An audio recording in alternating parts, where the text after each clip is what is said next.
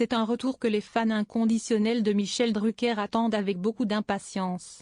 Comme l'information a été annoncée par le principal intéressé le 30 mars dernier à la télévision, Vivement Dimanche a été déprogrammé de France 3 pendant plusieurs semaines.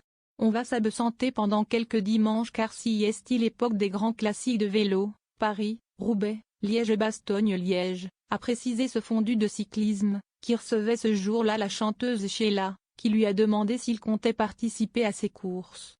Non, parce que si est interdit aux déambulateurs, a alors répondu avec humour le présentateur de 82 ans.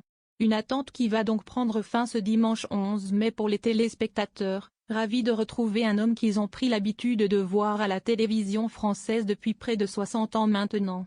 Le monstre sacré de la télévision reçoit une autre personnalité très populaire du petit écran puisque Jean-Pierre Foucault sera l'invité principal de l'après-midi et les deux hommes auront certainement pas mal d'anecdotes à raconter.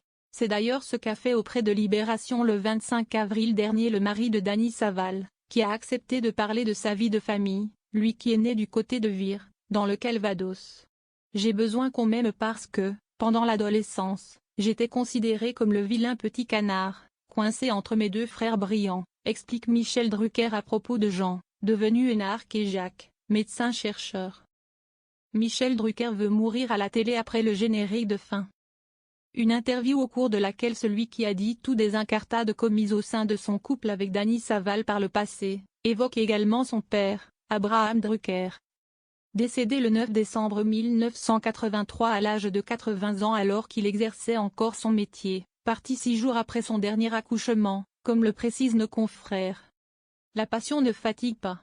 Les anciens continuaient jusqu'au bout, indique Michel Drucker, avant d'évoquer son propre cas. Je veux mourir à la télé après le générique de fin.